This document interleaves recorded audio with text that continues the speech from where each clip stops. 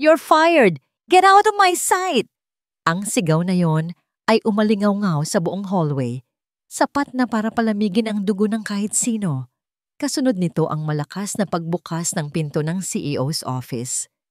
Isang babaeng umiiyak ang mabilis na lumabas. Bitbit ang isang maliit na box na puno ng kanyang mga gamit.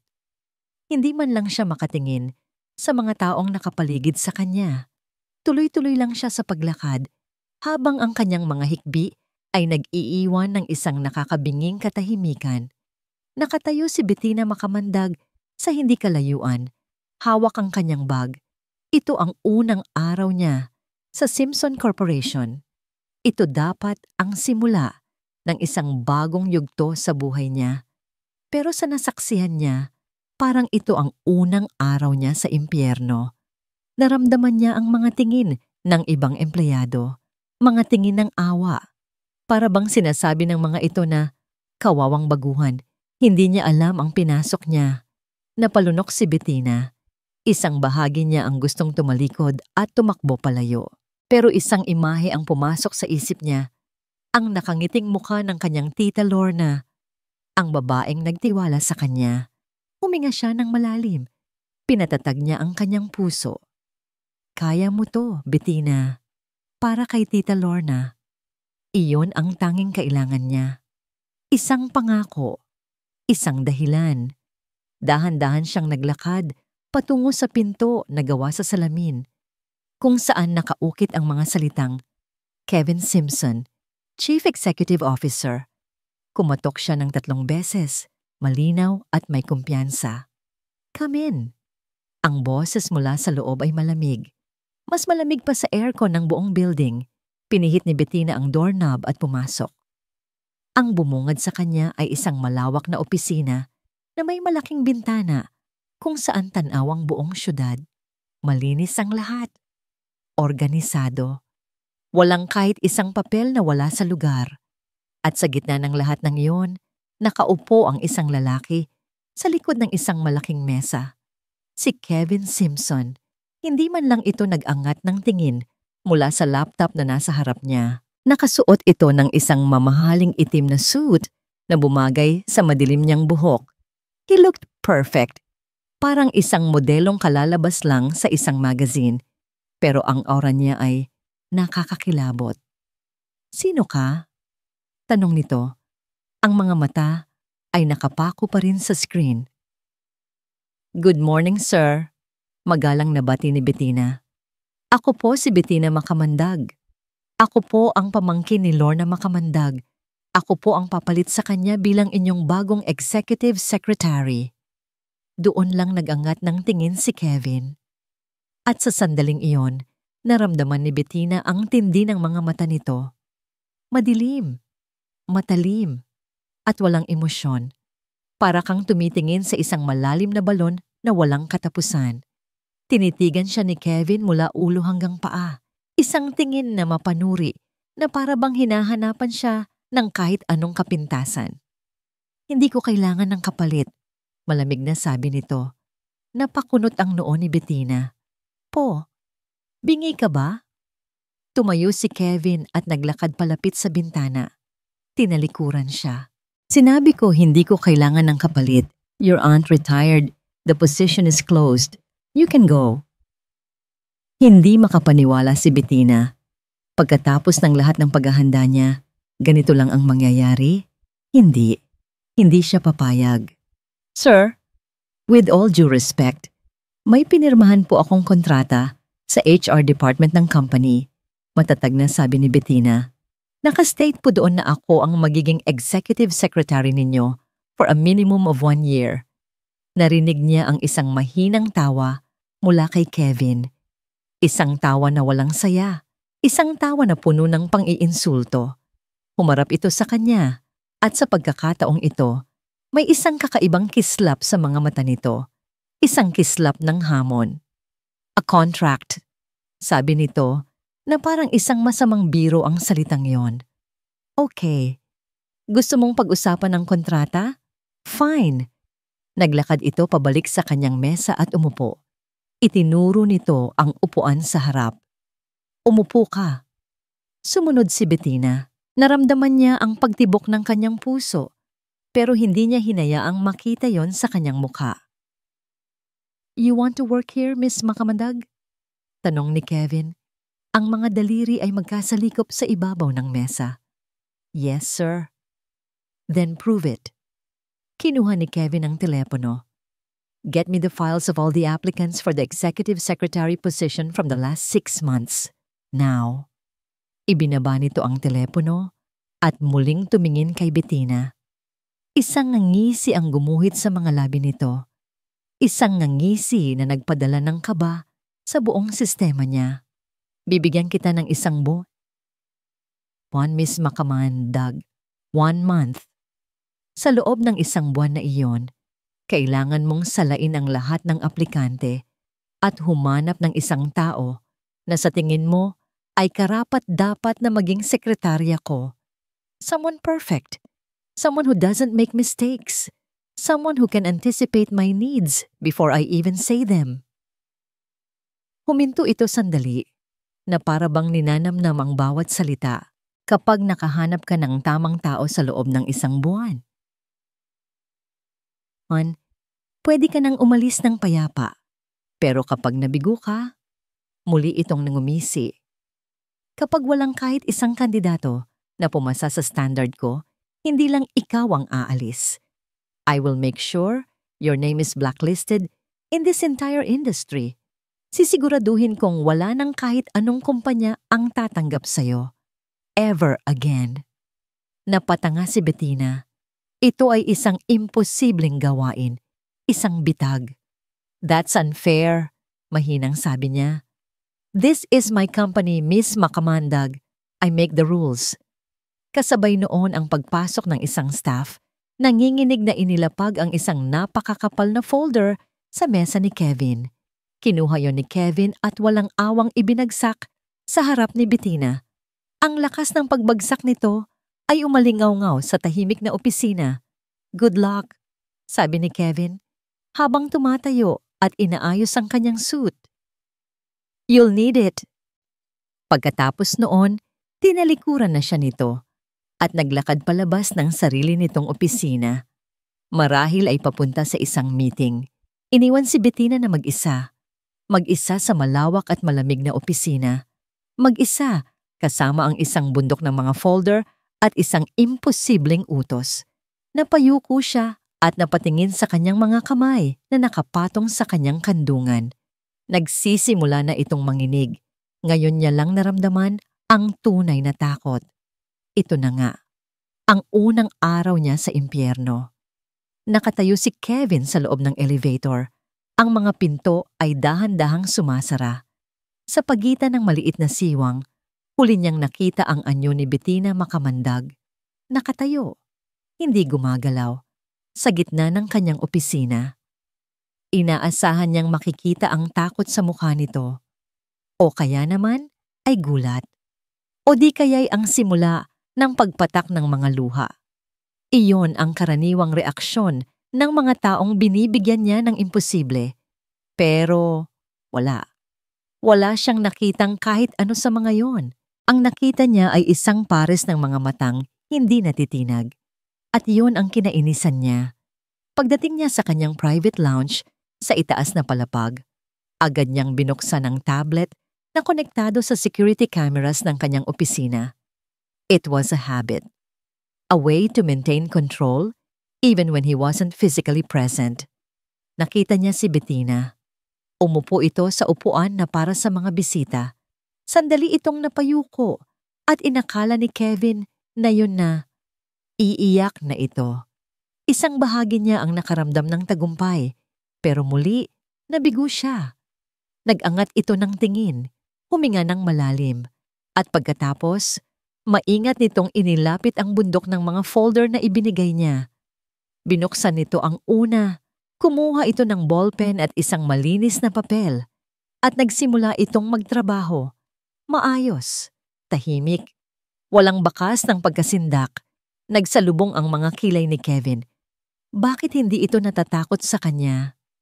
Lahat ng tao ay takot sa kanya. Iyon ang gusto niya. Iyon ang nagpapanatili ng kaayusan sa kanyang kumpanya. Pero ang babaeng ito, mayroon sa kanya na pamilyar. Isang bagay na matagal na niyang kinalimutan o pilit na kinakalimutan. Biglang pumasok sa isip niya ang isang alaala. Isang batang Kevin, mga 10 taong gulang, nakatayo sa harap ng kanyang ina. Umiiyak siya dahil pinagalitan siya ng kanyang ama. Ang kanyang ina, si Althea, ay lumuhod sa harap niya. Hinawakan nito ang kanyang mukha. Hindi ito umiiyak. Hindi ito natatakot. Sa halip, ang mga mata nito ay puno ng tapang. "Huwag kang iiyak, anak," sabi nito sa kanya noon. "Huwag na huwag mong hahayaang makita nila ang luha mo. Ang ating mga mata ay ginawa para tumingin sa hinaharap, hindi para sa pag-iyak sa nakaraan." Ang lakas ng loob na yon, ang katatagang yon, iyon din ang nakikita niya ngayon sa mga mata ni Bettina. At ang pagkakahawig na yon ay parang isang tinik na bumaon sa kanyang puso. Isang tinik na kumakatawan sa isang sugat na hindi kailanman naghihilom. Bumalik ang pamilyar na bigat sa kanyang dibdib, ang galit. Kinailangan niyang sirain ang katahimikan na yon. Kinailangan niyang patunayan na siya pa rin ang may kontrol. Mabilis siyang bumalik sa kanyang opisina. Inabutan niya si Bettina na seryosong nagbabasa ng isang resume. Hindi man lang nito namalayan ang pagdating niya. Tumikim siya ng malakas. Agad na napaangat ng tingin si Bettina. Bahagyang nagulat. "Sir." Hindi siya sumagot. Naglakad siya papunta sa kanyang mesa at sinuri ang kanyang schedule sa computer.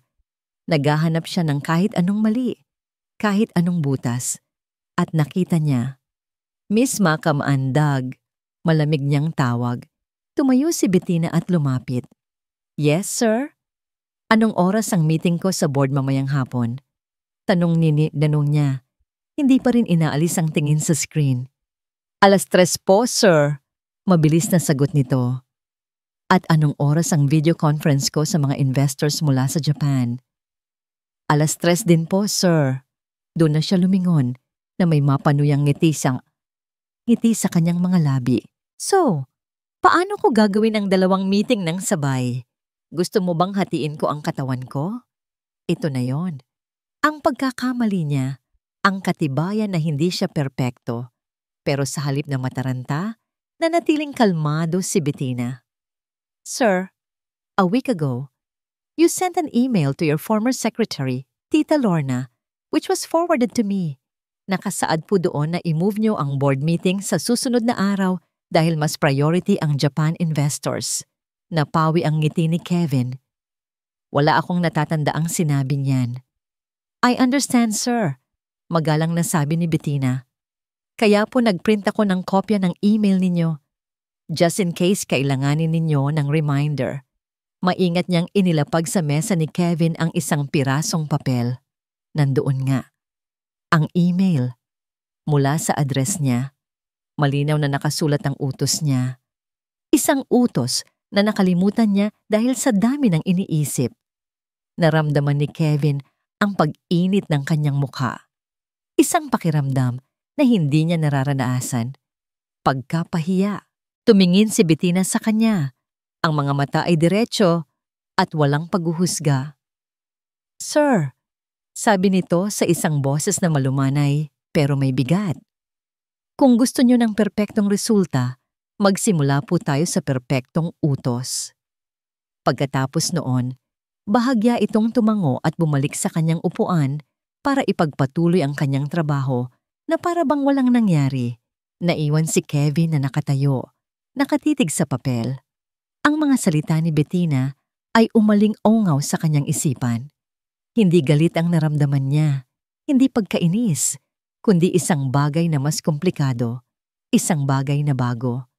Napatitig siya sa likod ni Bettina, sa babaeng hindi natakot sa kanya, sa babaeng naglakas loob na sabihin sa kanya na siya ang nagkamali. Sino ba talaga ang babaeng ito? Ang katahimikan sa loob ng opisina ay naging mas mabigat. At sa unang pagkakataon, sa loob ng maraming taon, naramdaman ni Kevin Simpson na Hindi siya ang may hawak ng lahat ng kapangyarihan. Lumipas ang 2 linggo. 2 linggo ng pananahimik. Araw-araw, ginagawa ni Bettina ang imposibleng utos ni Kevin. Sinuri niya ang daan-daang resume, nagsagawa ng mga paunang interview, at pinili ang sa tingin niya ay pinakamahuhusay na kandidato. Bawat galaw niya ay profesional, bawat email ay formal, bawat ulat ay detalyado. Hindi na siya muling sinigawan ni Kevin Simpson, ngunit hindi rin siya nito kinakausap tungkol sa kahit anong bagay na hindi konektado sa trabaho. Ang kanilang mundo ay naging isang malamig na opisina, isang mesa, at isang bundok ng mga papel. Ngunit sa araw na yon, ang katahimikan ay biglang nabasag. Nagsimula ito sa isang malakas na kalabog ng pinto. Si Mr. Reyes, ang head ng marketing department, ay pumasok sa opisina ni Kevin na namumutmutla at pinagpapawisan. "Sir! Sir, we have a huge problem!" Nasa labas si Bettina sa kanyang desk, ngunit sapat ang lakas ng boses ni Mr. Reyes para marinig niya ang lahat. "What is it now, Reyes?" Ang walang ganang sagot ni Kevin. "The Fujiwara Group, sir. They're pulling out. Tinatanggihan nila ang renewal ng kontrata." Narinig ni Bettina ang pagbagsak ng isang bagay sa loob. Marahil ay isang ballpen na binitiwan ni Kevin. Ang Fujiwara Group ang isa sa pinakamalaking kliyente ng Simpson Corporation. Bilyon-bilyon ang nakataya. Bumukas ang pinto at lumabas si Kevin. Ang mukha ay kasing dilim ng isang paparating na bagyo. "Get everyone in the boardroom, now!" Sa sumunod na oras, ang buong palapag ay napuno ng tensyon. Nagpabalik-balik ang mga department heads, nag-uusap sa mga pabulong na boses. Mula sa kanyang pwesto, kitang-kita ni Bettina ang kaguluhan. Si Kevin ay nasa gitna ng lahat ng yon, parang isang general na natatalo sa giyera. Nagbibigay siya ng utos, sumisigaw, nagmumura. "Find out why. I need a reason. Contact their legal team. I don't care what you have to do. Fix this." Pero walang nangyayari. Ang bawat isa ay takot gumawa ng mali. Ang galit ni Kevin, sa halip na maging solusyon, ay naging laaso na nagparalisa sa kanyang mga tauhan.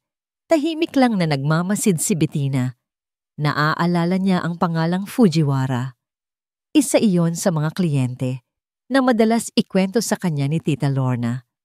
Isang kliyente na hindi lang business ang turing sa kumpanya, kundi pamilya. Isang ideya ang biglang pumasok sa isip niya. Isang ideya na napakadelikado, ngunit maaaring ito na ang tanging pag-asa. Habang ang lahat ay abala sa kaguluhan, dahan-dahan siyang tumayo at naglakad palayo sa kanyang mesa. Hindi siya pumunta sa pantry o sa comfort room. Pumunta siya sa isang maliit na storage room kung saan walang tao. Kinuha niya ang kanyang cellphone at mabilis na nagdial ng isang numero. Isang numero mula sa Japan. "Moshi Moshi?" Sagot ng isang pamilyar na boses sa kabilang linya. "Mika, si Bettina to." Mahinang sabi ni Bettina sa salitang Hapon. "Bettina-chan, kumusta ka na?" "Okay lang ako, Mika. Pero kailangan ko ng tulong mo. Tungkol sa Fujiwara Group, alam kong nagtatrabaho ka doon. May problema ba?" Si Mika ay isang matalik niyang kaibigan noong nag-intern siya sa Japan. Ilang taon na ang nakalipas. Narinig ni Bettina ang pagbuntong hininga ni Mika. "Ay, Bettina, ang gulo dito. Hindi naman talaga tungkol sa kontrata ang problema. Ano ang totoong problema, Mika?" Si Mr. Fujiwara, ang nag-iisang anak niyang babae, ikakasal na sa susunod na linggo. Mayroon siyang espesyal na ipinapagawa, isang ceremonial kimono na gawa sa isang pambihirang tela. Pero kahapon, nagkaaberya ang supplier nila. Nasunog ang pabrika. Ngayon, galit na galit si Mr. Fujiwara sa mundo. Lahat ng kausap niya, mainit ang ulo. Pagkatapos ng tawag, napapikit si Bettina. Tama ang hinala niya. Hindi ito isang corporate issue. Ito ay isang personal na problema. Mabilis siyang bumalik sa boardroom. Ang kaguluhan ay mas malala pa. "Sir," tawag niya. Ang boses ay sapat lang para marinig ni Kevin sa gitna ng ingay. Lumingon ito. Ang mga mata ay nanlilisik. "What? This is not your concern, Miss Makamandag." Hindi na tinag si Bettina. "Sir, I think I know how to solve this." Tumawa si Kevin ng mapakla. "At paano mo naman gagawin yan? Mag-aalay ka ng dasal?" "Sir, ang problema po ay hindi ang kontrata. Ang problema po ay ang kasal ng anak ni Mr. Fujiwara." Diretsong sabi ni Bettina. Natigilan ang lahat ng tao sa loob ng kwarto. Lahat ng mata ay napunta sa kanya. Ang supplier po ng ceremonial kimono para sa kasal ay nagkaaberya. Iyon po ang dahilan kung bakit mainit ang ulo niya. Napakunot ang noo ni Kevin. "And where did you get this ridiculous information?" "May kilala po ako sa loob ng kumpanya nila. At meron din po akong solusyon. May kilala po si Tita Lorna na isang matandang manghahabi sa Laguna. Siya lang po sa buong Pilipinas ang gumagawa ng telang katulad ng kailangan ni Mr. Fujiwara." Isang nakakabinging katahimikan ang bumalot sa silid. Si Kevin ay nakatitig sa kanya. Ang galit sa mga mata nito ay dahan-dahang napalitan ng pagkalito. At pagkatapos ay isang bagay na hindi niya mabasa. "Get Mr. Fujiwara on the line," utos ni Kevin sa isa niyang staff. Ang mga mata ay hindi pa rin inaalis mula kay Bettina. Makalipas ang ilang minuto, si Kevin na mismo ang kumausap kay Mr. Fujiwara. Narinig ng lahat ang pagbabago sa tono ng usapan, mula sa galit, naging pagtataka, at sa huli ay pasasalamat. Pagbaba ng telepono, tumingin si Kevin sa paligid. "The deal is back on." Simpleng anunsyo niya. Isang alon ng ginhawa at palakpakan ang pumuno sa silid. Ang mga department heads ay naggamnangitian at nagpasalamat kay Bettina, ngunit si Bettina ay nakatingin lamang sa isang tao. Kay Kevin. Nang paalis na ang lahat at silang dalawa na lang ang naiwan, lumapit ito sa kanya. Hindi ito galit, hindi rin ito masaya. Ang intensidad sa mga mata nito ay iba, mas malalim, mas mapanganib. "Simula bukas," sabi nito sa isang boses na mababa at puno ng awtoridad, "ikaw lang ang kakausapin ko. Lahat ng report idadaan mo sa akin. Walang ibang pwedeng lumapit." Hindi siya nito pinasalamatan. Hindi siya nito pinuri. Sa halip, ginawa siya nitong sentro ng kanyang mundo. At hindi alam ni Bettina kung yun ba ay isang gantimpala o isang mas malalim na uri ng kaparusahan. "Pack your things. We're leaving in an hour." Iyon ang unang sinabi ni Kevin kay Bettina kinabukasan. Walang good morning. Walang paliwanag. "Saan po tayo pupunta, sir?" Nagtatakang tanong ni Bettina. "Sa El Nido, Palawan. May emergency meeting tayo with a new investor." Sagot nito habang naglalakad papasok sa kanyang opisina. "Our private jet is waiting." Walang nagawa si Bettina, kundi ang sumunod. Sa loob ng isang oras, nasa himpapawid na sila, lulan ng isang eroplano na mas mukha pang luxury hotel sa loob. Silang dalawa lang, at ang mga piloto. Ang biyahe ay tahimik. Si Kevin ay abala sa kanyang laptop, habang si Bettina naman ay sinusubukang iproseso ang biglaang pagbabago ng mga pangyayari. Totoo nga ang sinabi nito, siya na lang ang kinakausap. Ang lahat ng komunikasyon, mula sa pinakamaliit na memo hanggang sa pinakamalaking desisyon, ay dumadaan na sa kanya. Para siyang naging isang gatekeeper. At ang pakiramdam ay parehong nakakakaba at nakakatuwa. Dumating sila sa isang private resort sa El Nido. Isang villa na nakatayo sa ibabaw ng tubig na may sariling infinity pool at isang tanawin na parang postcard. "The meeting is tomorrow morning. For now, review these documents." Utos ni Kevin. Inilapag ang isang makapal na folder sa mesa na nasa veranda ng villa. Maghapon silang nagtrabaho. Ang araw ay naging gabi. Ang araw ay naging mga bituin. Pero ang tensyon sa pagitan nila ay hindi nawala. Mas lalo pa itong tumindi dahil sa liit ng espasyo na kanilang ginagalawan, walang ibang tao, walang ibang makakaistorbo. Sila lang dalawa. Bandang 10:00 ng gabi, biglang bumuhos ang malakas na ulan. Isang tunay na tropical storm. Ang hangin ay sumisipol at ang alon ay humahampas sa mga stilts ng villa. Nasa labas sila sa veranda, nag-aayos ng mga papel na nagkalat dahil sa hangin. Sa isang iglap, dahil sa lakas ng hangin, ang glass door na papasok sa villa ay biglang sumarado at nag-lock. "Great!" sarkastikong sabi ni Kevin. "Just great! We're locked out." Sinubukan nilang buksan pero ayaw na. Basang-basa na sila ng ulan, nanginginig sa ginaw.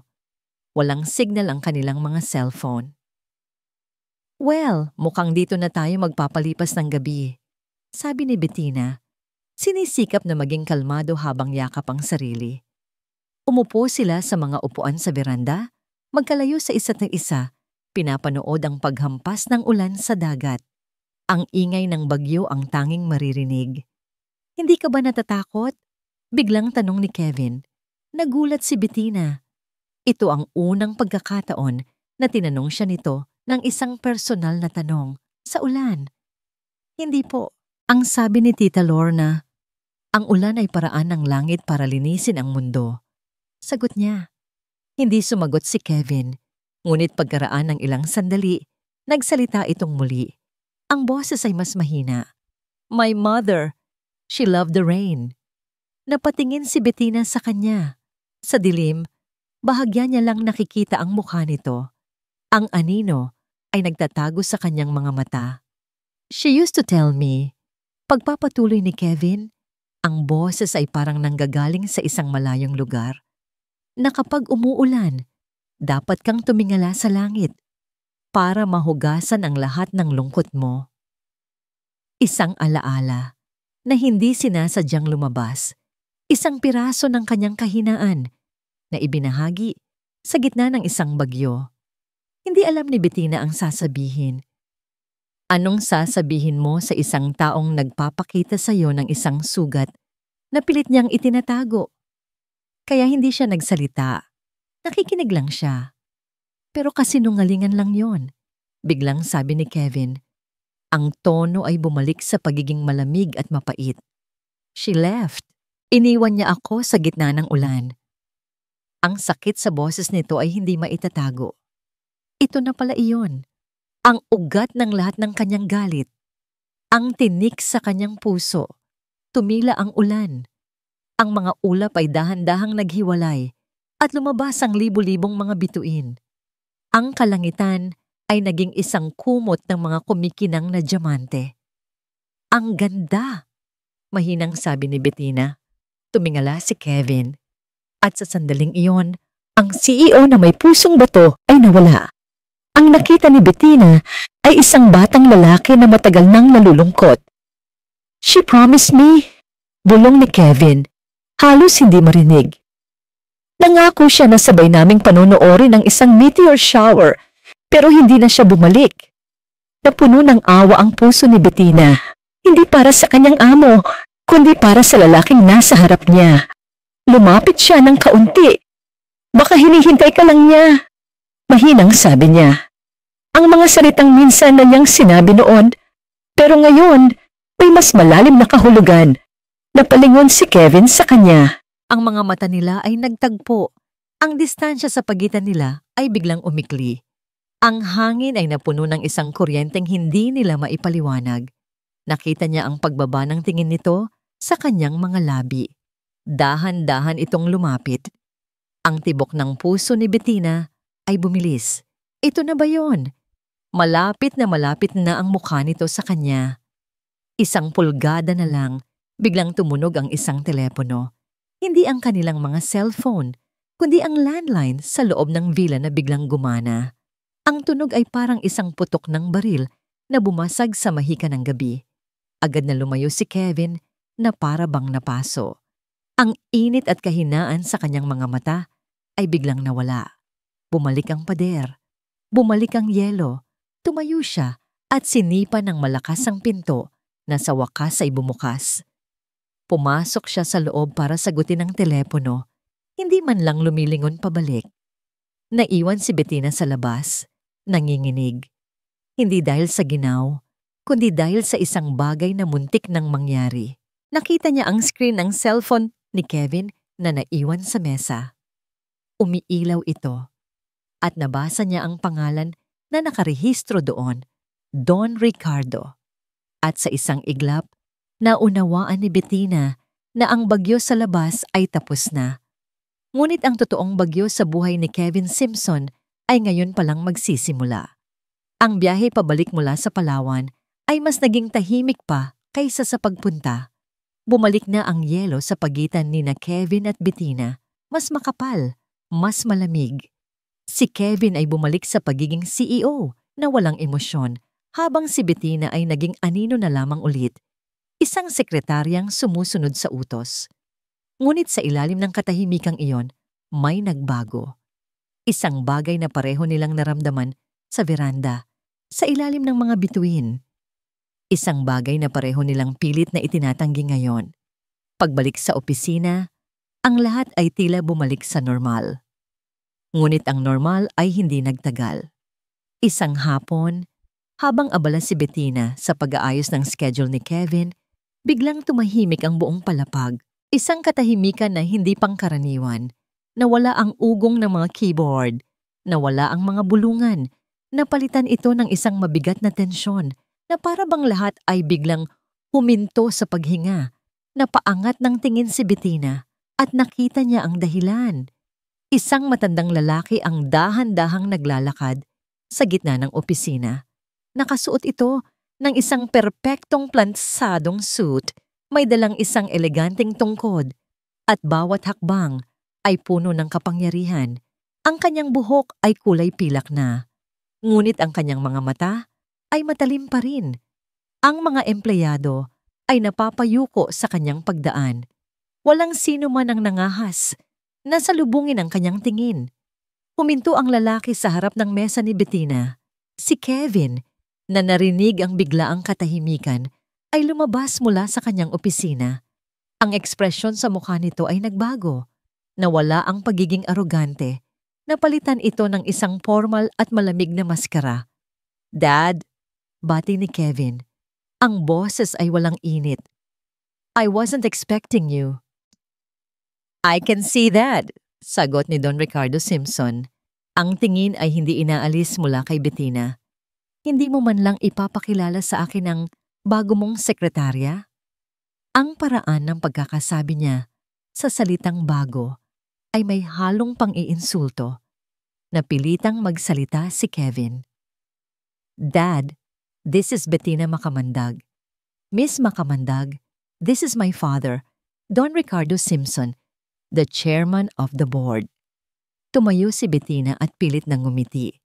"It's an honor to meet you, sir." Inilahad ni Don Ricardo ang kanyang kamay.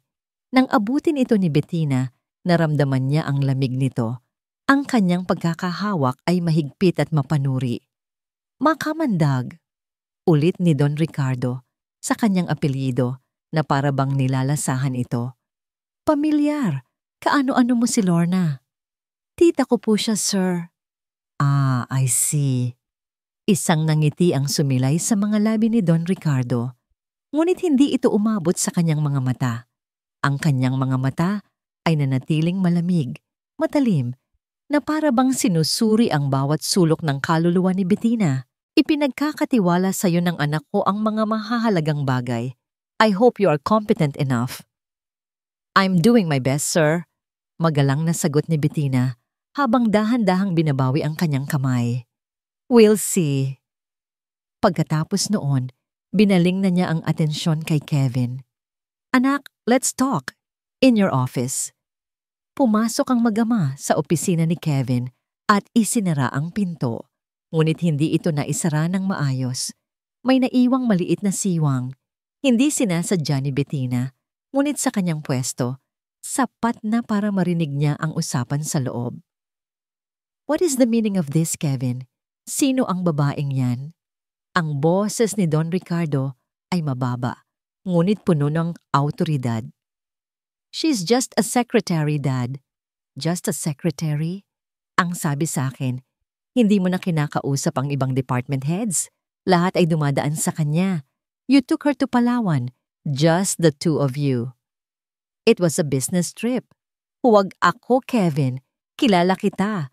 You are losing your focus. Ang boses ni Don Ricardo ay tumaas ng bahagya. Huwag mong hayaang sirain ng isang babae ang lahat ng pinaghirapan natin. Isang pagkakamali lang at lahat ng ito ay mawawala. Tandaan mo kung anong nangyari sa ina mo. Ang pagbanggit sa ina ni Kevin ay parang isang bombang sumabog sa loob ng silid. Naramdaman ni Bettina ang panlalamig ng kanyang buong katawan. Hindi siya isang sekretarya sa mga mata ng matanda. Isa siyang banta, isang kaaway. Kasabay noon, nag-vibrate ang kanyang cellphone. Isang tawag mula sa isang hindi pamilyar na numero. Sinagot niya ito. Hello, is this Miss Bettina Macamandag? Yes, speaking. This is from St. Luke's Hospital. We're calling about your aunt, Lorna Macamandag. Biglang kumabog ng malakas ang dibdib ni Bettina. Bakit po, anong nangyari? Her condition suddenly worsened this morning. The doctor wants to talk to the family. Kailangan niyo na po siyang puntahan.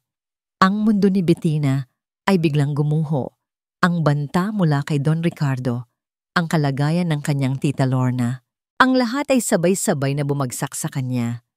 Samantala, sa labas ng gusali, si Don Ricardo Simpson ay pasakay na sa kanyang itim na kotse. Kinuha niya ang kanyang telepono at nag-dial. Nahanap mo na ba? Tanong niya sa kausap sa kabilang linya. Yes, sir. May resulta na po ang initial background check. Good, sabi ni Don Ricardo, habang pinapanood ang bintana ng opisina ng kanyang anak mula sa ibaba. Isang malamig na ngiti ang gumuhit sa kanyang mga labi. Alamin mo ang lahat tungkol sa babaeng yan. Bawat detalye. I want to know everything. Ang mga sumunod na araw ay naging malabo para kay Bettina. Hati ang kanyang isip. Sa umaga, isa siyang mahusay na sekretarya, isang pader na humaharang sa sino mang gustong umabala kay Kevin. Ngunit sa gabi, isa siyang pamangkin na nag-aalala. Binabantayan ang unti-unting paghina ng kanyang tita Lorna sa ospital. Hindi niya sinabi kay Kevin ang tungkol dito. Hindi niya alam kung paano. Ang pader na namamagitan sa kanila ay muling tumaas. At ang pag-uusap tungkol sa mga personal na bagay ay tila naging isang ipinagbabawal na paksa. Ngunit may napansin si Kevin. Napansin niya ang bahagyang pamumutla ni Bettina. Ang halos hindi makitang pangingitim sa ilalim ng mga mata nito. At ang kalungkutan na sumusilip sa mga mata nito kapag iniisip nitong hindi siya nakatingin. Isang gabi, habang abala sila sa paghahanda para sa isang malaking presentasyon, hindi na napigilan ni Kevin. Let's eat! Anunsyo niya. Isinara ang kanyang laptop. Po? Sir, kailangan pa po nating tapusin to. Sagot ni Bettina, halatang nagulat. The report can wait. We can't. Dinala niya si Bettina hindi sa isang mamahaling restaurant, kundi sa isang maliit na kainan sa tabi ng daan na sikat sa masarap nitong lugaw. Laking gulat ni Bettina na ang isang bilyonaryong tulad ni Kevin Simpson ay kumakain sa ganoong lugar. Sa ilalim ng malabong ilaw ng isang bombilya, sa ibabaw ng isang mainit na mangkok ng lugaw, sila ay nag-usap. Hindi tungkol sa trabaho, hindi tungkol sa kumpanya. Tinanong siya ni Kevin tungkol sa kanyang mga pangarap.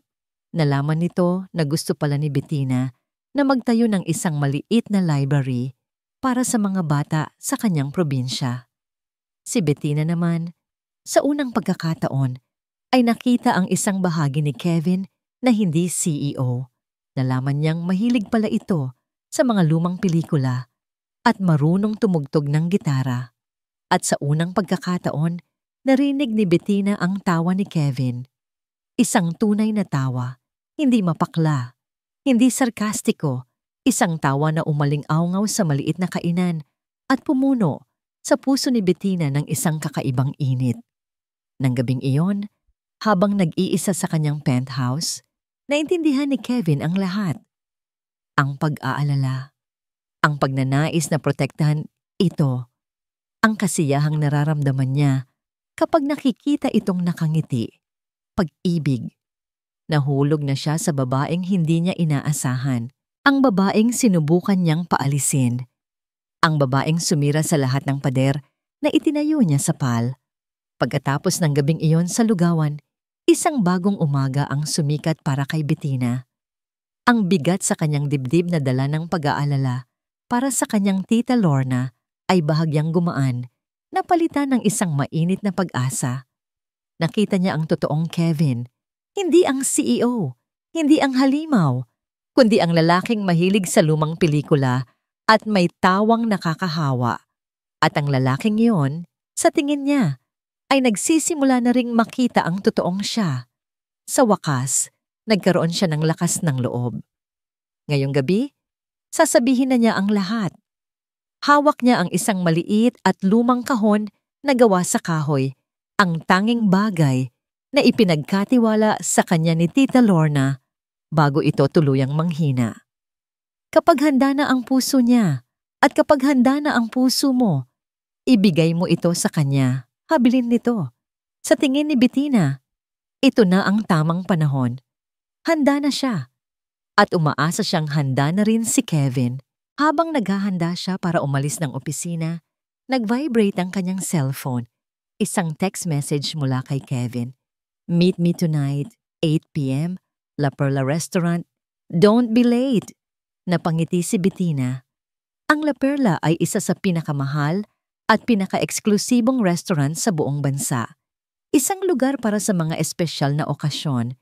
Ito na nga, ito na ang gabing hinihintay niya. Ang puso niya ay tumatalon sa pananabik at kaba. Nagsuot si Bettina ng isang simpleng itim na bestida, ang pinakamaganda niyang damit. Inilagay niya ang maliit na kahon sa loob ng kanyang bag. Handa na siyang ibigay ang katotohanan at ang kanyang puso kay Kevin. Pagdating niya sa La Perla, agad siyang sinalubong ng marangyang ambience. Ang ilaw ay malumanay, may tumutugtog na piano sa di kalayuan, at ang bawat mesa ay may kandila. Nakita niya si Kevin sa isang table sa pinakasulok na bahagi ng restaurant kung saan sila ay pribado. Nakasuot ito ng isang dark blue suit at mukhang mas gwapo pa kaysa dati. Ngunit nang magtama ang kanilang mga mata, hindi ngiti ang sumalubong sa kanya, kundi isang malamig at hindi mabasa na titig. Nawala ang nangiti ni Bettina. Biglang may kumurot sa kanyang dibdib. Umupo siya sa tapat nito.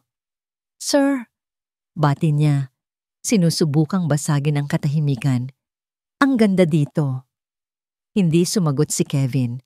Ang mga mata nito ay nakatitig sa kanya na para bang isa siyang estranghero.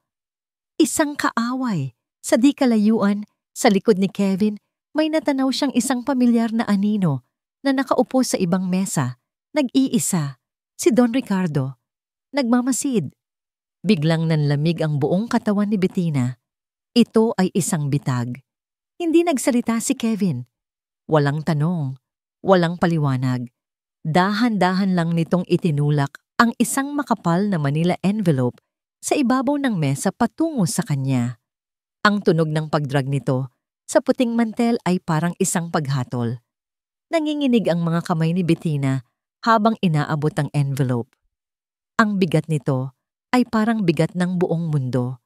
Binuksan niya ito. Ang unang laman ay mga litrato. Mga litrato niya nakuha mula sa malayo.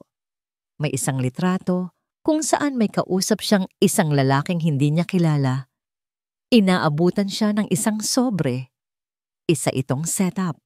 Ang sumunod ay mga kopya ng bank statement, ang kanyang bank account. Ngunit ang mga numero ay mali. Nakasaad doon ang sunod-sunod na malalaking deposito, umaabot sa milyon-milyon, na may mga petsang tumutugma sa mga araw na naging malapit sila ni Kevin. At ang huli, ang pinakamasakit sa lahat, ay isang transcript ng isang audio recording, mga pinagtagpi-tagping pag-uusap, mga salita niya na kinuha sa iba't ibang konteksto para palabasin na siya ay isang espiya, isang bayaran, isang taong ipinadala para sirain si Kevin. Ang bawat salita ay isang punyal na tumusok sa kanyang puso. Ang bawat numero ay isang lason na kumalat sa kanyang buong katawan. Napaangat ang tingin niya kay Kevin. Ang mga luha ay nagsisimula nang mamuo sa kanyang mga mata. Gusto niyang magpaliwanag. Gusto niyang sumigaw. Ngunit walang salitang lumalabas sa kanyang bibig.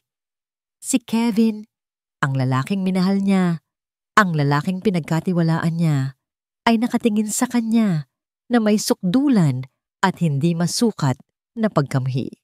"Explain this!" Ang boses ni Kevin ay dumagundong sa katahimikan, malamig na parang yelo. Ang mga salitang iyon ay hindi isang tanong. Iyon ay isang hatol. Ang katahimikan na bumalot sa kanilang mesa ay mabigat, nakakabingi. Para kay Kevin, ang bawat segundo ay isang pagpapahirap. Isang bahagi niya, isang maliit, desperadong bahagi, ay umaasang itatanggi ni Bettina ang lahat. Umaasang tatawa ito at sasabihing isa itong masamang biro. Umaasang makikita niya sa mga mata nito ang inosenteng pagkalito. Ngunit ang nakita niya ay isang mukhang namumutla, mga matang nanlalaki sa gulat, at isang luhang dahan-dahang namumuo sa gilid nito. Para sa kanya, iyon ay pag-amin. Ang katahimikan nito ay isang pag-amin. Ang lahat ng sakit na itinago niya sa loob ng maraming taon, ang pakiramdam ng pagiging pinagtaksilan, ang pakiramdam ng pagiging iniwan, ay biglang bumalik, na parang isang alon na handa siyang lunurin, at ang mukha ng kanyang ina ay napalitan ng mukha ni Bettina. "Kevin, please, makinig ka." Nagsimulang magsalita si Bettina. Ang boses ay basag at nanginginig. Ngunit hindi na niya kayang makinig. Ang puso niya ay sarado na. Ang bawat salita nito ay parang kasinungalingan. "Makinig?" Malamig niyang sagot. Isang mapaklang tawa ang kumawala sa kanyang lalamunan. "Makinig sa ano? Sa mga kasinungalingan mo? Anong sasabihin mo? Na hindi totoo yan? Na may nag-frame up sa'yo? Ganyan ba ang susunod mong sasabihin? Hindi mo naiintindihan?" Ako pa ang hindi nakakaintindi. Tumayo siya. Ang galit niya ay hindi na niya mapigilan. Ang mga kamay niya ay nakakuyom sa kanyang gilid. "Ang linaw-linaw ng lahat, Bettina. Ginagamit mo lang ako. Mula pa sa simula, plinano niyo na to." Ang sakit sa mga mata ni Bettina ay parang mga kutsilyong tumutusok sa kanya. Ngunit binaliwala niya ito. Kinailangan niyang baliwalain. Dahil kung hindi, baka siya ang mawasak. "Hindi yan totoo, Kevin. Mahal kita." Humikbi si Bettina. Ang mga luha ay tuluyan nang bumagsak sa kanyang mga pisngi. Ang tatlong salitang iyon na minsan ay pinangarap niyang marinig, ngayon ay parang lason sa kanyang pandinig. "Mahal?" Halos isigaw niya ang salita. "Huwag na huwag mong sasabihin, yan sa akin." Lumapit siya sa mesa. Ang mga mata ay nanlilisik. Hinawakan niya ang baba ni Bettina. Pilit na iniangat ang mukha nito para magtama ang kanilang mga mata. "Pare-pareho lang kayo," sabi niya. Ang bawat salita ay puno ng kamandag na naipon sa loob ng maraming taon. "Mga manggagamit, mga sinungaling. Akala ko iba ka, pero nagkamali ako." Binitawan niya ito ng marahas. Ang sakit sa kanyang puso ay napalitan na ng isang manhid na lamig. "Katulad ka rin niya." Iyon na ang huling salita. Ang hatol. Ang pinakamasakit na bagay na kaya niyang sabihin. "You're fired, Miss Makamandag." Formal at walang emosyon niyang sabi. "I don't want to see your face in my company ever again. Get your things and leave." Kumuha siya ng isang malaking halaga ng pera mula sa kanyang wallet at walang awang ibinagsak sa mesa. "For your service," dagdag niya, na para bang isa itong transaksyon. Isang kabayaran para sa isang serbisyong natapos na. Pagkatapos noon, tumalikod na siya. Hindi siya lumingon. Pinilit niyang huwag lumingon kahit na ang bawat hibla ng kanyang katawan ay gustong bumalik at bawiin ang lahat. Naglakad siya nang diretso palabas ng restaurant. Iniwan ang wasak na pangarap sa likod ng kanyang mga balikat. Naiwan si Bettina na mag-isa sa gitna ng marangyang restaurant. Ang musika ng piano ay nagpatuloy. Ang mga tao sa paligid ay nagtatawanan. Ang mundo ay umikot na parang walang nangyari. Ngunit ang mundo niya ay huminto. Nakayuko siya. Ang mga luha ay walang tigil sa pagpatak sa ibabaw ng mga litrato at papel na sumira sa kanyang buhay. Ang kanyang puso ay durog. Wasak. Pulbos. Sa gitna ng kanyang paghihinagpis, narinig niya ang isang pamilyar na tunog. Ang kanyang cellphone, nagriring sa loob ng kanyang bag. Nanginginig niyang kinuha ito. Numero ng ospital. Sinagot niya ito.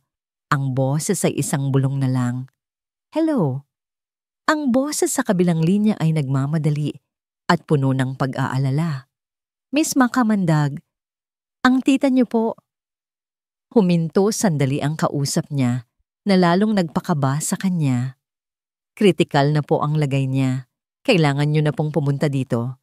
Agad-agad. Ang telepono ay nalaglag mula sa kanyang kamay. Ang sakit ng pag-ibig ay napalitan ng mas matinding takot. Hindi lang ang kanyang pangarap ang nawawasak, ang kanyang pamilya rin. Hindi alam ni Bettina kung paano siya nakarating sa ospital. Ang mga ilaw ng syudad ay naging isang mahabang guhit ng liwanag sa kanyang mga matang puno ng luha. Ang mga busina ng sasakyan ay isang ingay na hindi niya marinig. Ang tanging naririnig niya ay ang mabilis na kabog ng kanyang dibdib at ang mga salita ng doktor sa telepono. Kritikal na po ang lagay niya. Tumakbo siya sa mga hallway ng ospital. Ang amoy ng antiseptic ay dumadagdag sa kanyang pagkahilo. Bawat hakbang ay isang pagpapahirap. Bawat paghinga ay kulang. Pagdating niya sa kwarto, ang bumungad sa kanya ay isang tanawin na habambuhay niyang dadalhin. Ang kanyang tita Lorna, ang babaeng nag-alaga sa kanya na parang isang tunay na ina, ay nakahiga sa kama, napapaligiran ng mga makina na patuloy na tumutunog. Ang dating masayahin nitong mukha ay payat na.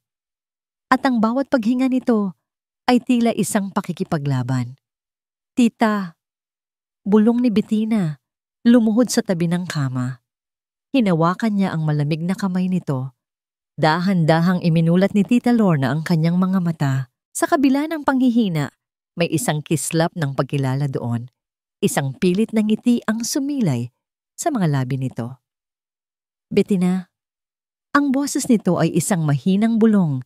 Hinahabol ang hininga. Tita, andito na po ako. Huwag po kayong bibitaw. Humikbi si Bettina. Umiling si Tita Lorna. Itinaas nito ang kanyang isang kamay.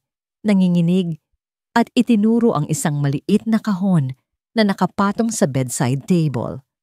Ang kahon na ibinigay nito sa kanya. Ang kahon, sabi nito. Nandoon. Ang lahat. Ang katotohanan. Tumingin ito ng diretso sa mga mata ni Bettina. Ang mga mata nito ay puno ng huling pakiusap. Ipangako mo sa akin, maging matatag ka para sa katotohanan. Huminto ito sandali para huminga. Para sa kanya. Opo, tita. Pangako po, umiiyak na sagot ni Bettina. Isang ngiti ng kapayapaan ang gumuhit sa mukha ni Tita Lorna. Pagkatapos noon, ang kamay nito na hawak ni Bettina ay unti-unting nawalan ng lakas. Ang dibdib nito ay huminto sa pagtaas-baba at ang tunog na pinakakinatatakutan ni Bettina ay umalingaw-ngaw sa buong kwarto. Ang mahaba at walang katapusang tunog ng heart monitor, isang tuwid na linya, nawala na siya. Ang huling pamilya niya, nawala na. Gumuho ang mundo ni Bettina. Sa loob ng ilang oras, nawala sa kanya ang dalawang bagay na pinakamamahal niya. Ang lalaking pinag-alayan niya ng kanyang puso at ang babaeng nag-alay ng buhay para sa kanya. Hindi niya alam kung paano siya nakauwi sa kanyang apartment. Ang bawat sulok ay puno ng alaala. Ang bawat sulok ay sumisigaw ng kalungkutan. Napaupo siya sa sahig, yakap ang kanyang mga tuhod, hinahayaan ang mga luhang dumaloy ng walang tigil. Ang sakit ay napakalalim, napakatindi, na halos hindi na niya maramdaman. Manhid na siya. Ngunit sa gitna ng kadiliman, nakita niya ang kahon, ang huling habilin. Nanginginig niyang kinuha ito at binuksan. Sa loob, nakita niya ang isang luma at manipis na diary at isang tumpok ng mga sulat na nakatali ng isang kupas na laso. Ang mga papel ay naninilaw na sa katagalan. Binuksan niya ang unang sulat. Ang sulat kamay ay elegante. Para ito kay Kevin, mula sa isang babaeng nagngangalang Althea. Kevin, anak, sana balang araw, malaman mong hindi kita pinabayaan. Bawat araw, ikaw ang nasa isip ko. Binuklat niya ang diary. Ito ay kay Tita Lorna. Nagsasalaysay ito ng isang kwento ng panloloko at pagmamalupit sa kamay ni Don Ricardo. Isang kwento ng isang inang pilit na inilayo sa kanyang nag-iisang anak. Binasa ni Bettina ang lahat, bawat salita, bawat pangungusap. Ang mga luha niya ay hindi na para sa sarili niya. Ang mga ito ay para sa kanyang Tita Lorna na nagtago ng sikretong ito sa loob ng napakaraming taon. Para kay Althea, na namatay sa kalungkutan. At para kay Kevin, ang batang lalaki na lumaking may galit sa puso dahil sa isang kasinungalingan. Nang matapos siya, ang araw ay sumisikat na. Tapos na siyang umiyak. Ang sakit ay naroon pa rin, ngunit may bago ng kasama ito. Galit at determinasyon. Tumayo siya at humarap sa salamin. Nakita niya ang kanyang sarili. Isang babaeng wasak, may magang mga mata, at basang mga pisngi. Ngunit sa likod ng mga luhang iyon, may nagsisimulang sumiklab. Naalala niya ang huling habilin. Maging matatag ka. Pinunasan niya ang kanyang mga luha gamit ang likod ng kanyang kamay. Tumingin siya ng diretso sa kanyang refleksyon. Ang kanyang mga mata, na kanina ay puno ng kalungkutan, ngayon ay unti-unting napupuno ng isang matigas at nagliliyab na determinasyon. Kasabay noon, isang ping ang narinig niya mula sa kanyang laptop na naiwang bukas. Isang bagong email. Reminder. Simpson Corporation Annual Stockholders Meeting. Tomorrow, 9 a.m. Napalingon siya sa kanyang mesa. Sa ibabaw nito, sa tabi ng laptop, ay ang kanyang luma at abandonadong employee ID. Isang plano ang nabuo sa kanyang isipan. Isang plano na mapanganib. Isang plano na walang katiyakan. Ngunit isang plano na kailangan niyang gawin. Para sa kanyang tita, para kay Althea, at para sa katotohanan. Ang Grand Ballroom ng Simpson Tower ay puno ng mga pinakamayayamang tao sa bansa. Ang mga miyembro ng board, mga stockholders, at ang media ay naroon lahat. Naghihintay sa taunang pag-uulat ng kumpanya. Sa entablado, sa gitna ng mahabang mesa, ay nakaupo ang hari at ang kanyang tagapagmana. Si Don Ricardo Simpson, sa kabila ng kanyang edad, ay nagpapakita pa rin ng hindi matatawarang kapangyarihan. Sa kanyang tabi, nakaupo si Kevin, pero hindi ito ang Kevin na kilala ng lahat. Sa loob ng 24 na oras, mula nang itaboy niya si Bettina, si Kevin ay naging isang multo. Ang kanyang mga mata ay malalim, walang buhay. Ang kanyang mukha ay parang isang maskara na gawa sa bato.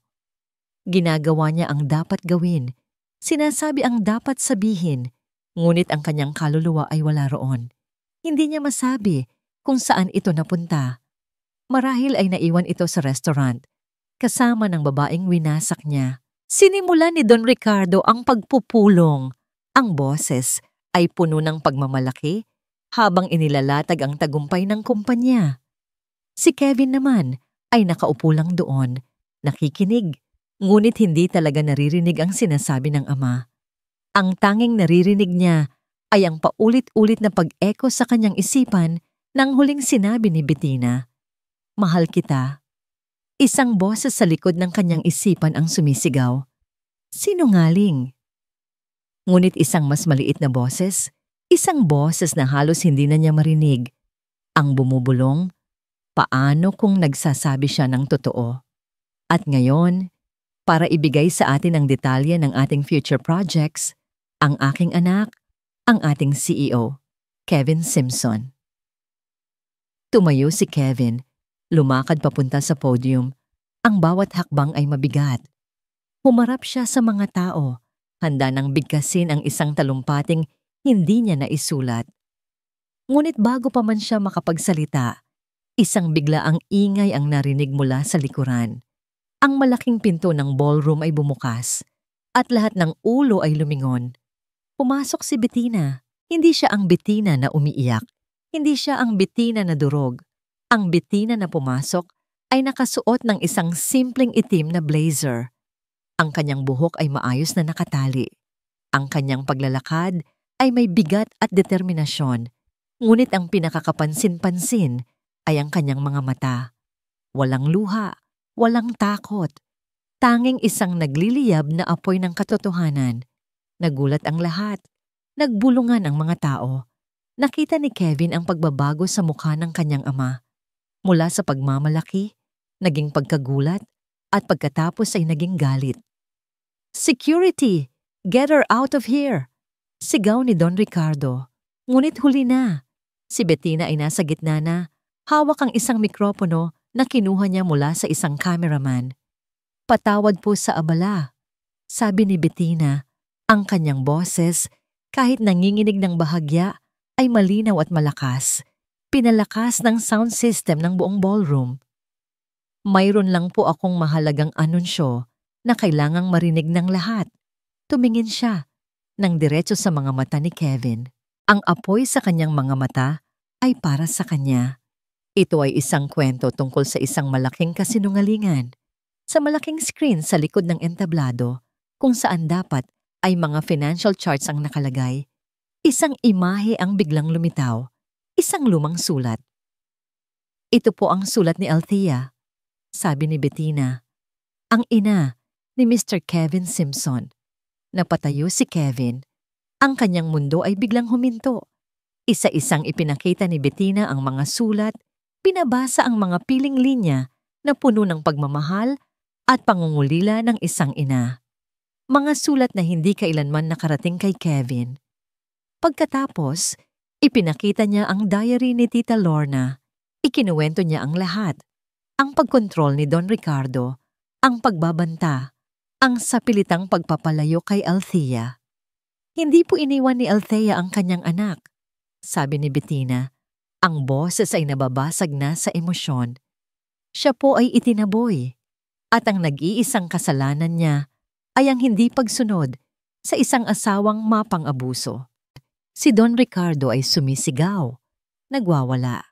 Tinatawag ang security, ngunit walang makalapit kay Bettina. Ang mga miyembro ng media ay abala sa pagkuha ng bawat anggulo. Ang mga stockholder ay hindi makapaniwala. At si Kevin ay nakatayo lang sa podium, parang isang estatwa. Ang maskara sa kanyang mukha ay basag na.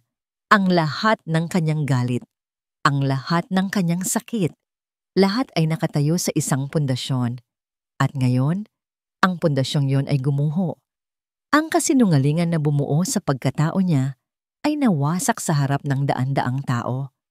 Ang kanyang ina, ang babaeng kinamuhian niya buong buhay niya, ay hindi isang halimaw. Siya ay isang biktima.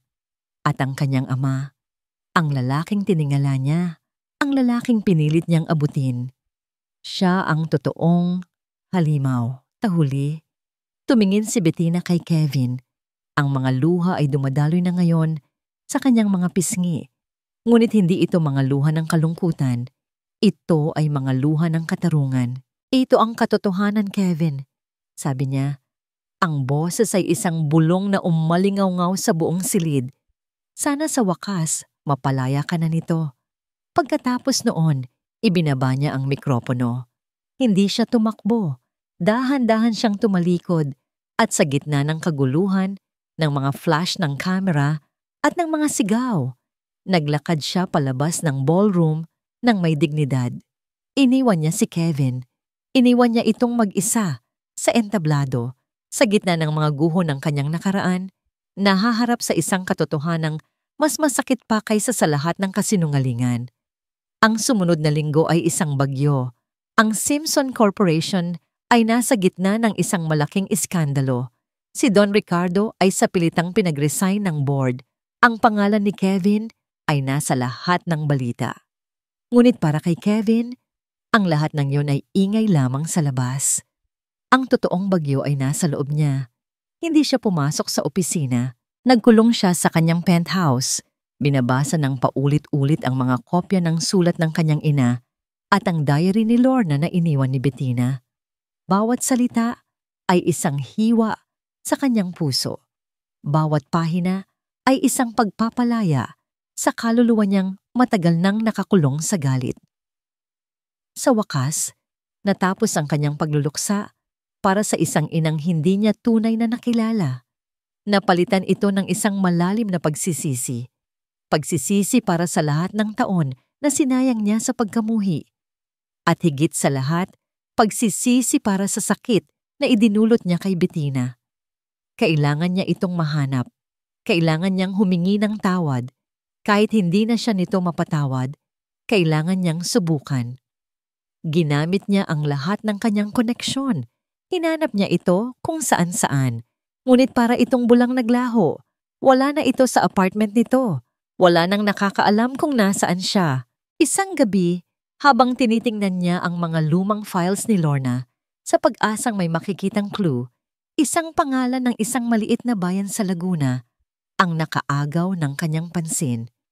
Ang probinsya kung saan nabanggit ni Bettina na gusto niyang magtayo ng isang library.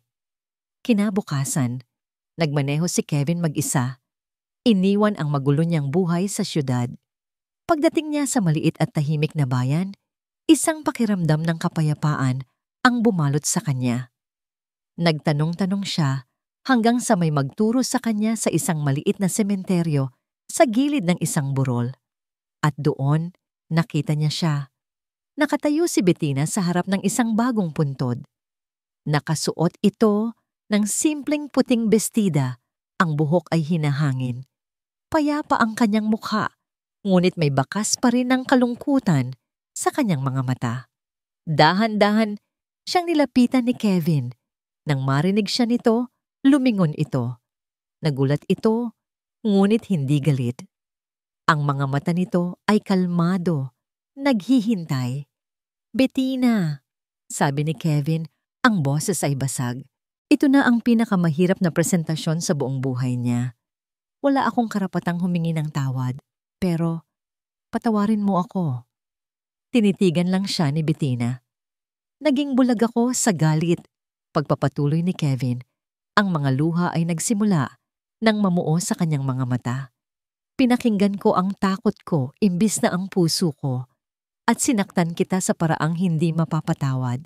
I'm sorry. I'm so sorry. Isang butil ng luha ang pumatak sa pisngi ni Bettina. "Alam ko," mahina niyang sagot. "Sinisisi mo ang sarili mo. Pero hindi mo kasalanan ang nangyari sa nakaraan, Kevin. Biktima ka lang din." Ang mga salitang iyon, ang pag-unawa, ang pagpapatawad, ang tuluyang bumasag sa huling pader na nakapalibot sa puso ni Kevin. Napaluhod siya sa damuhan at humagulgol. Ang lahat ng sakit, lahat ng pagsisisi ay lumabas. Naramdaman niya ang isang mainit na yakap, si Bettina. Niyakap siya nito nang mahigpit habang umiiyak siya sa mga balikat nito. At sa yakap na yon, naramdaman ni Kevin ang paghihilom. Nang tumahan na siya, tumayo sila. "May isa pa akong dapat gawin," sabi ni Kevin. Hinawakan ng kamay ni Bettina. At gusto kong kasama kita. Nagmaneho sila papunta sa isang lugar na hindi pamilyar kay Bettina. Huminto sila sa harap ng isang maliit at simpleng bahay na may hardin na puno ng mga bulaklak. Sa beranda, isang babae ang nakaupo sa isang tumba-tumba. Nakatingin sa malayo. Mas matanda na ito, may mga puting hibla na sa kanyang buhok. Ngunit ang kanyang mga mata, ang mga mata niya ay katulad ng kay Kevin. "Ma?"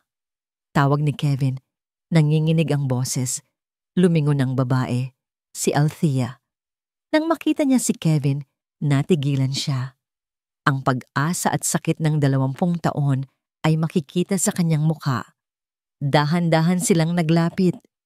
Ang muling pagkikita ay tahimik, ngunit puno ng mga emosyon na hindi kayang isalarawan ng mga salita. Isang mahigpit na yakap, mga luhang matagal nang naipon, isang pagpapatawad na hindi na kailangang bigkasin. Nang humiwalay sila sa yakap, tumingin si Kevin kay Bettina na tahimik na nanonood sa di kalayuan. Umiiyak din sa saya para sa kanila. "Ma, gusto kong makilala mo si Bettina," sabi ni Kevin. Hinila ito palapit. Ngumiti si Althea kay Bettina, isang ngiti na puno ng pasasalamat. "Alam ko kung sino ka, Hija. Utang ko sa iyo ang buhay ng anak ko." Sa harap ng kanyang ina, sa hardin na puno ng bagong pag-asa, muling humarap si Kevin kay Bettina. Sa harap niya, "Gusto kong sabihin sa iyo ang lahat," sabi ni Kevin. Ang mga mata ay puno ng pagmamahal. Kinuha niya ang isang maliit na kahon mula sa kanyang bulsa. Ang singsing. Lumuhod siya. "Bettina, makamandag," sabi niya. Ang boses ay matatag at puno ng katiyakan. "Sinira kita, sinaktan kita, pero ikaw din ang bumuong muli sa akin. Tinuruan mo akong magmahal muli. Tinuruan mo akong magpatawad. Tinuruan mo akong maging malaya." Binuksan niya ang kahon. Isang simpleng singsing na may isang maliit na diamante ang kumislap sa ilalim ng papalubog na araw. "Hayaan mo akong mahalin ka habang buhay. Hayaan mong ako naman ang mag-alaga sa'yo. Bettina, will you marry me?" Tumingin si Bettina kay Kevin na nakaluhod. Pagkatapos ay kay Althea na nakangiti sa likod nito. Ang mga luha sa kanyang mga mata ay mga luha na ng purong kaligayahan. "Yes," bulong niya. "Yes, Kevin. Yes." Isinuot ni Kevin ang singsing sa kanyang daliri. Tumayo siya at hinalikan ito. Isang halik na puno ng pangako, ng pasasalamat, at ng isang bagong simula. Magkayakap silang tatlo, si Kevin, si Bettina, at si Althea, habang pinapanood ang paglubog ng araw. Isang pamilyang binuo hindi ng dugo, kundi ng pagpapatawad. Isang pag-ibig na isinilang mula sa mga guho ng nakaraan, ngayon ay handa ng harapin ang isang magandang kinabukasan. Ang kanilang kwento ay hindi isang fairy tale. Ito ay isang kwento ng sakit, paghihilom, at ng walang hanggang kapangyarihan ng pag-ibig na nagpapalaya.